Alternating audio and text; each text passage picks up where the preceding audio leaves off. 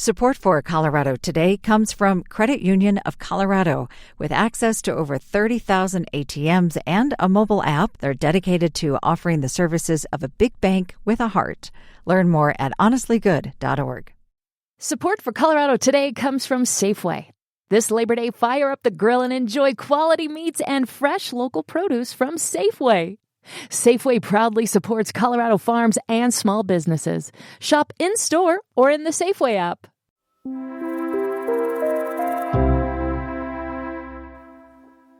Happy Labor Day weekend. It's kind of crazy to think that it's already here, but now that it is, if you're looking for something fun to celebrate this unofficial end of summer, here's a few ideas.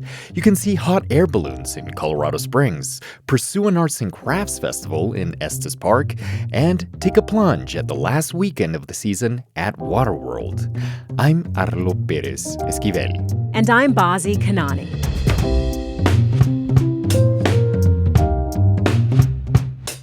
Coming up, 6 workers died at a dairy in Weld County.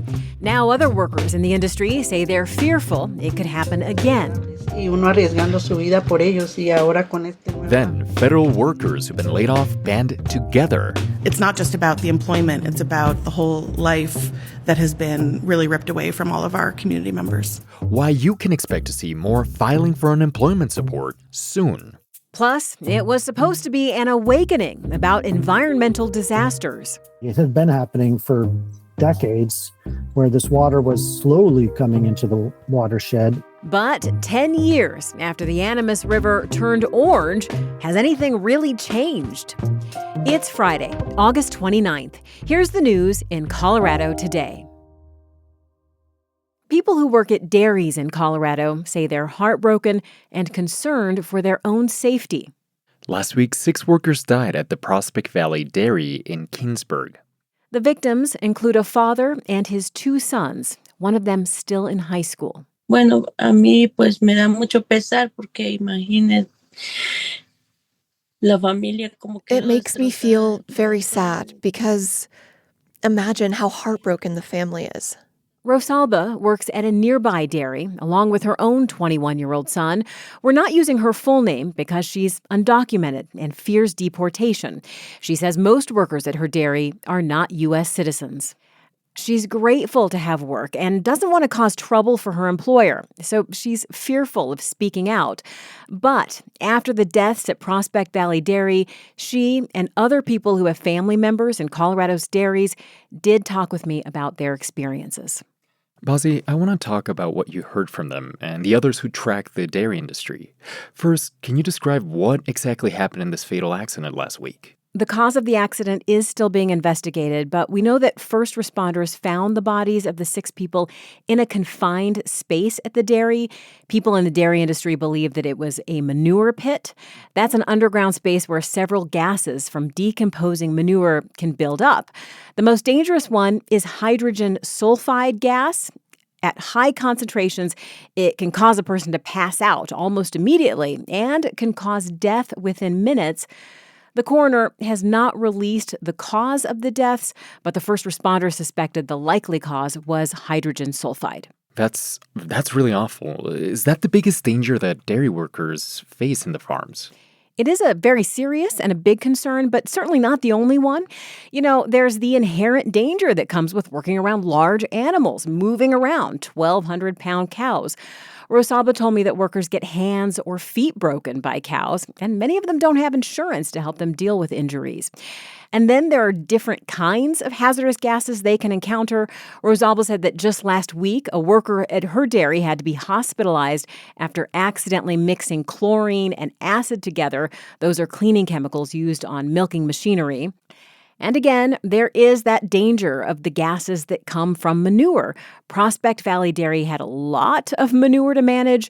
Records show it's a large dairy, possibly more than 10,000 cows. Do you know what kind of safety equipment they had? You know, they're dealing with manure and its gases. They're dealing with all these equipment. What did they have to protect themselves with? We don't know the details of that yet. The owner has not commented, and the OSHA investigation could take up to 6 months.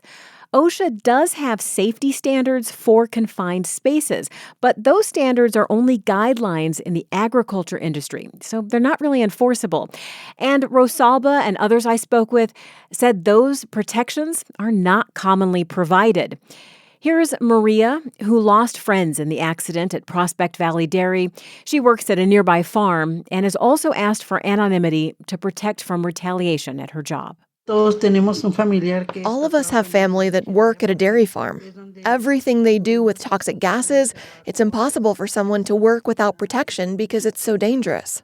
Maria said her son works in the oil and gas industry and told her about how his crew is trained to escape from a sudden toxic gas leak. She wants dairy workers and really all workers in parts of the ag industry where there are toxic gases present to have that same level of training. Okay, so let's look at the future. What kind of changes are the people you spoke to calling for? I also spoke with some agriculture worker advocates. They offered a few ideas. They say Colorado's Agriculture Workers' Bill of Rights, a law that was passed in 2021, should be protected from attempts to repeal parts of it. They say OSHA permit requirements for confined spaces should apply to the agriculture industry as well. It's also possible immigration reform could make dairies safer by bringing workers out of the shadows, since it is estimated that more than half of dairy workers are immigrants, and dairy farmers say they depend on that immigrant workforce. Rosalba, Maria, and other workers I spoke with are themselves immigrants. They're here at a time when ICE is once again raiding dairies and farms. Maria told me that makes her even sadder about the tragic accident at Prospect Valley Dairy. I would like the people who go buy milk, who go buy meat, who go buy vegetables, fruits, to know the reality of all the work that we do. Those of us who don't have documents, so that they can be well-fed and healthy. We are risking our lives for them. U.S. Department of Labor data shows agriculture remains the sector with the highest rate of fatalities, ahead of the construction, transportation, and manufacturing sectors. Bazi, thank you so much. Thank you.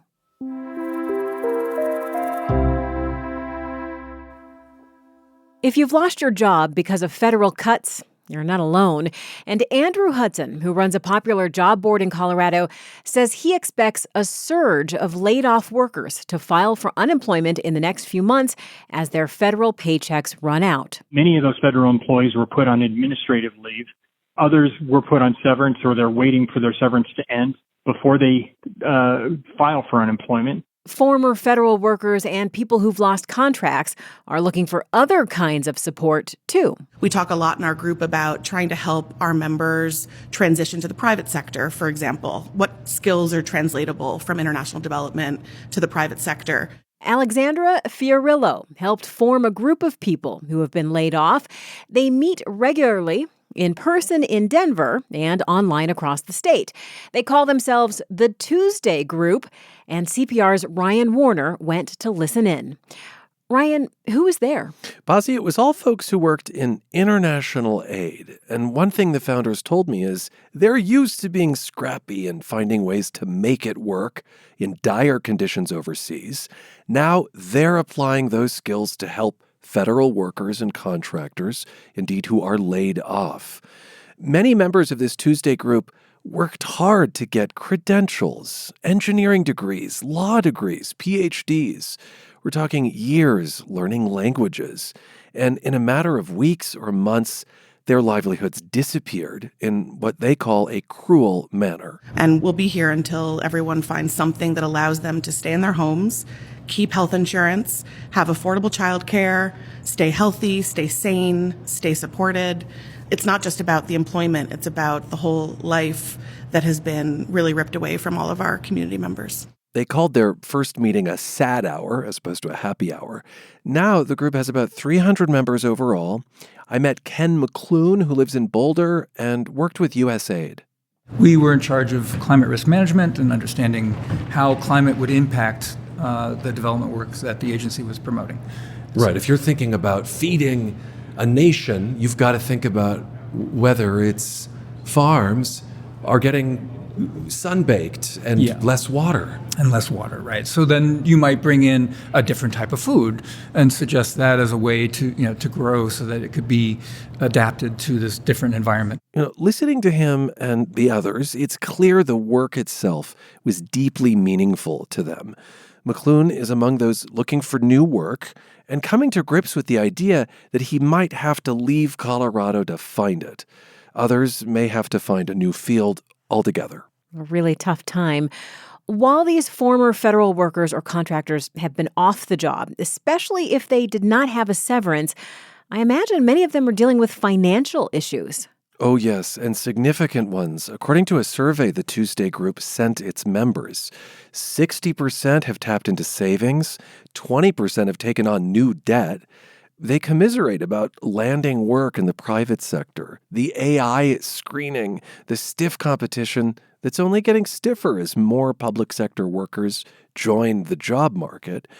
More than half of the Tuesday Group members surveyed have applied for unemployment, but they say that process can drag. They've had to do a lot of troubleshooting and often get rejected on the first try. A third of them have delayed health care since the U.S. government sent them packing. And they struggle to sort through their less desirable options for health insurance. I mean, there's the state marketplace where premiums may go up. There's Medicaid, which, as we know, is getting cut back. I can certainly understand how it might help to be able to talk to others who are facing similar difficulties. Where do they hold these meetings, and are they open to new members? Well, if you can make it in person, the meetings take place in a meaningful place at the Posner Center, which is north of downtown Denver. It's been the home of Denver and Colorado's international development community for more than a decade. And yes, the doors are open to new members, and not just folks in foreign aid. They realize that federal workers across the U.S. government may be in need. I mean, this group, friends for life, colleagues for life, allies for life, we care about, our values are all aligned, our children have met each other. Knowing that this Tuesday group happens every Tuesday no matter what, it is a support group. And so this is also about helping each other figure out how are we each individually in our family units going to survive this, and how as a collective can we survive. By that, she means not just the personal financial challenges, but these seismic shifts in American support for people abroad. Big changes. CPR's Ryan Warner, thanks for your reporting. Oh, you're so welcome, Bozzy. You can hear much more from the support group for federal workers and contractors in the Colorado Matters podcast.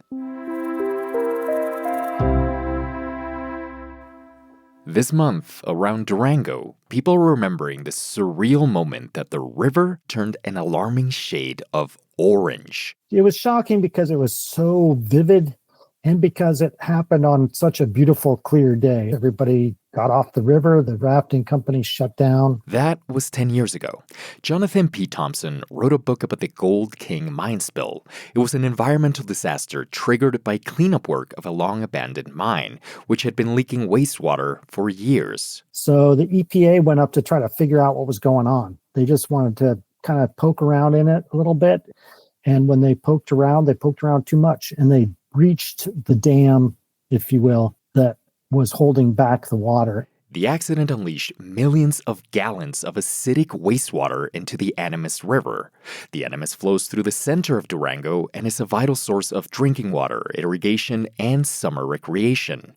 At the time, the spill felt like a turning point, a wake-up call about the environmental legacy of mining in the Southwest. But what has happened over the last decade?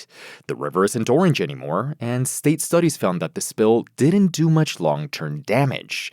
But that was only because the river was already in rough shape. All this stuff was happening already. It had been happening for decades, where this water was slowly coming into the watershed. With thousands of mines nearby, acidic wastewater had already been seeping into the river. The studies found that stretches of the Animas River were basically dead zones, and fish populations near Durango can't even reproduce. For Jonathan, that's what made the spill so frustrating. It wasn't a one-off thing. There's something like 4,500 abandoned mine sites, mine-related sites, of all sorts in the upper Animas River watershed. And so, this water If it hadn't come out all at once, it would have come out gradually over time. 10 years after the spill, not much has changed. The river turning bright orange brought attention to the issue, but for people like Jonathan, it's frustrating to see that the attention didn't lead to actual change. And people don't want another Gold King spill to happen. And people know kind of what acid mine drainage is and what some of the issues are. But as far as on a political level, like federal level, there hasn't been really any regulatory changes. You can hear more from Jonathan in the Colorado Matters podcast. The link is in our show notes. Additional reporting for today's show came from CPR's Andrew Dukakis and Sarah Mulholland. There won't be an episode of Colorado Today on Monday because of Labor Day. I do hope you get a chance to relax and recharge. And if you want, we have a full list of ideas for weekend fun at the link in our show notes. See you again on this feed next week. I'm Arlo Perez Esquivel. And I'm Bazi Kanani. This is CPR News. Support for Colorado Today comes from Safeway. This Labor Day, fire up the grill and enjoy quality meats and fresh local produce from Safeway. Safeway proudly supports Colorado farms and small businesses. Shop in-store or in the Safeway app. Support for Colorado Today comes from Credit Union of Colorado. With access to over 30,000 ATMs and a mobile app, they're dedicated to offering the services of a big bank with a heart. Learn more at honestlygood.org.